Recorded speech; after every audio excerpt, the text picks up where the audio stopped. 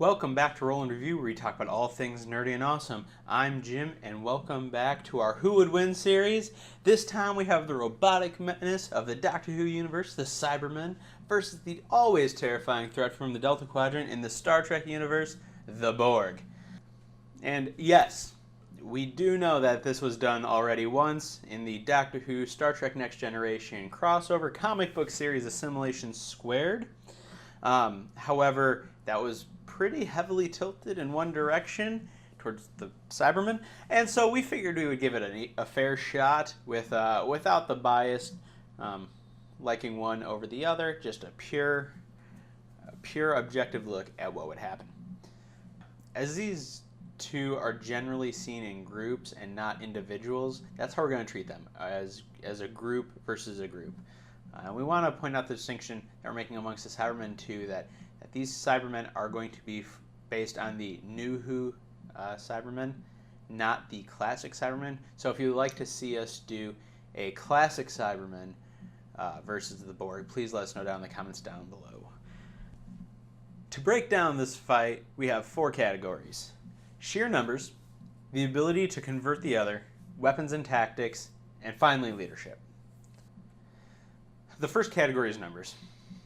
There are no definite number on Cybermen. There are various factions that arise of Cybermen due to the inevitability of the natural evolution of humanity. And so as humans evolve and continue to spread across the galaxy, the Cybermen continue to evolve and spread across the galaxy. However, we don't have an actual number to put it in. The Borg, it's slightly more specific, but just as vague. The general estimate on the Borg is in the trillions somewhere, so, very specific, in the trillions. They consist of about 1/3 of the Delta Quadrant, of basically any race or race that exists, that seems to bring something to the collective. They will assimilate, and so when it comes down to it, if they just get an all-out fight, it's basically a wash. I know that doesn't sound very exciting for our first category, but it's something to note that really when it comes down to it, they have more units than we could reasonably count or even think that we could get a rough estimate on, seeing as the most conservative estimate on the Borg is trillions. So we're just considering this a wash. Numbers don't matter. What's really going to matter is the other categories, the tactics, weapons, their ability to convert each other, and their leadership. That's where this is going to be made, not how many there are. The second category is the ability to convert the other's units. So the question is, can the Cybermen convert the Borg, and can the Borg convert the Cybermen? So let's start with the Cybermen. Would they be able to convert the Borg? That's highly unlikely. Due to the genetic requirements that would limit the drones that they could convert, mainly being humans or those races that are very close to humans, it already limits the number of units that would be on the battlefield that the Cybermen could convert. Along with that, first the Cybermen would have to kind of deprogram and separate them from the collective, and for most Borg, with a few exceptions, but for most Borg, separating one of them from the collective is fatal. They die. So if they could potentially separate them from the collective and possibly keep them alive, could they be converted? Maybe. So if they can overcome the collective and somehow keep them alive after they've been separated from the collective, would it be feasible for the Cybermen to convert the Borg in a battle? No. No, it wouldn't.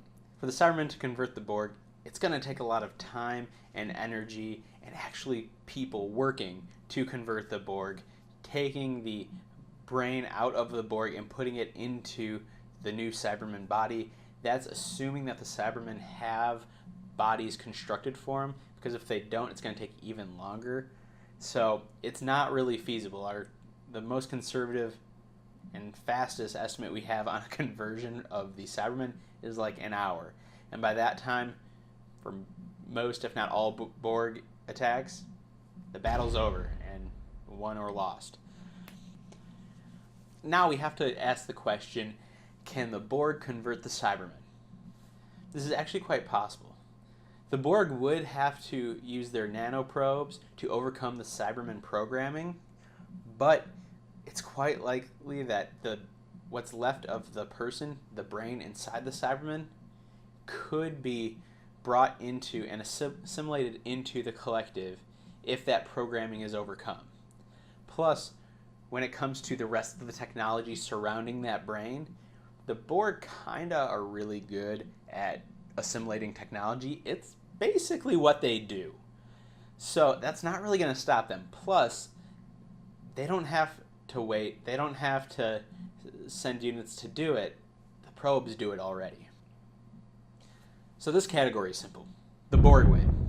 They won't have to take time and units off the field to convert the Cybermen into Borg, and they're actually good at assimilating people and technologies and won't have to overcome the huge hurdles that the Cybermen would to convert Borg.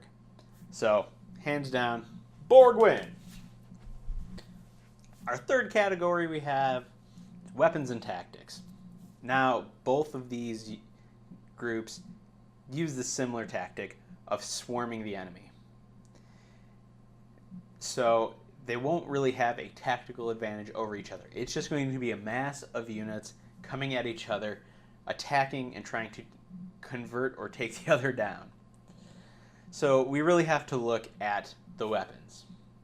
And in both cases, they kind of use the same thing. They're energy-based weapons, probably plasma-based. The one thing the Borg have an upper hand is the fact that their ships adapt just like the individual drones do. So in an extended space battle, the Borg would likely emerge victorious. However, the Cybermen have smaller ships and comparable weapons, so it really kind of depends on numbers and who fires first there. As we've seen in history, a smaller ship with comparable weapons can actually do well against a much larger opponent. Think the sinking of the Spanish Armada. But the adapting is key. Since they both use plasma weapons, we have to ask, what can they do to stop the other's weapon?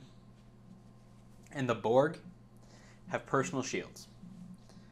And after about 5 or 6 shots, because of the connection to the collective and their ability to adapt, most weapons become useless in that time.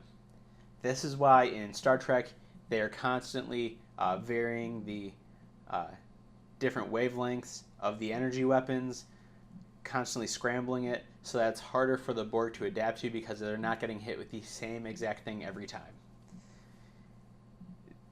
The Cybermen, on the other hand, don't have these shields. It is just them. While yes, they're very resistant to projectile weapons, things like that, explosions from space battles would definitely make the Cybermen vulnerable. The plasma weapons that they'll be shooting back and forth at each other will definitely be a vulnerability to the Cybermen, since they don't have any natural shielding to it. Because of all of that, we have to give the advantage to the Borg, because at the end of the day, they'll be able to adapt in 5 or 6 shots, and the Cybermen don't have a defense to these plasma weapons. Last but not least, we have leadership. So let's take a look at the Cybermen first. Cybermen are brainwashed individuals that serve under individual cyber controllers for each certain group. There isn't this telepathic connection to one another, or this complete connection to one another like the Borg have, but there does seem to be some hint of a telepathic connection, as we saw in Age of Steel. But Uh, Nothing is really specific with that, and it doesn't seem to be entirely necessary to function. And their best quality here is that the cyber controllers and these individual units can make decisions autonomously, as opposed to simply following the order of all the rest and being a single mind, so that they can actually adapt to their situation very quickly. And since there is no central point where all of it comes from and the orders come from, there's never a risk that could be taken out and preventing the rest of the Cybermen from doing anything. So their autonomy is actually a really good thing in this. Because when we look at the Borg, yes, they have a hive mind, they can all think together, they can react to stimuli across the galaxy flawlessly, kind of using the combined thinking power of the entire collective. Just like when we link a bunch of computers together and make a supercomputer, can do so much more. That's the Borg. However, they have a vulnerability in their queen. And we've seen the queen a few times. But when we've seen the queen, we know that if the queen is killed and taken out, at least the Borg in the area cease to work or die and self-destruct. It is their one weak point, that if you take out the queen, the hive stops working. While it's not clear if the Borg have more than one queen, although based on First Contact and Endgame, it would seem to be the case that the queen is at least replaceable.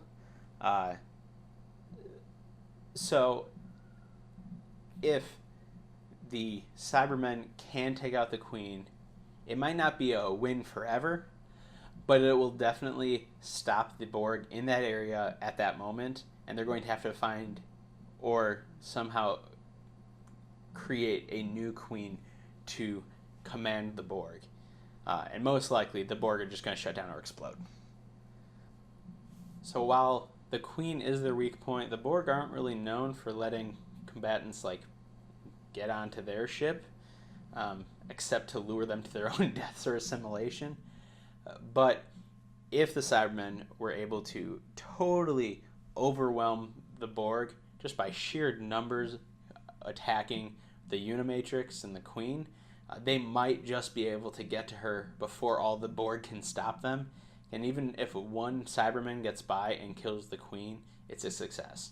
So when we look at this category, because of the huge flaw of the Queen and the fact that there is no flaw like that in the Cybermen, we're going to give this leadership to the Cybermen. So when we look at the numbers and it comes down to it, I think it's pretty obvious that the Borg win this fight. Yes, there is that small, slim chance that the Cybermen could take advantage of the weakness of the Borg having a queen. The fact that they would have to somehow overwhelm all of the Borg to get to her, to kill her, without having really any defense against the Borg's weapon, and while at the same time the Borg are going to quickly get a defense against the Cybermen, it's so unlikely that the Cybermen could actually pull it off. We're not going to make a decision on the 0.00001% chance that the Cybermen can actually pull it off. So in spite of the comic Assimilation Square that had the Cybermen winning, we're giving this one to the Borg. And in fact, this would just be a total disaster for the Cybermen, as their entire group would at some point then be either destroyed or assimilated into the Borg. So, if you like this video, please hit that like button down below. If you're new here, hit that subscribe button.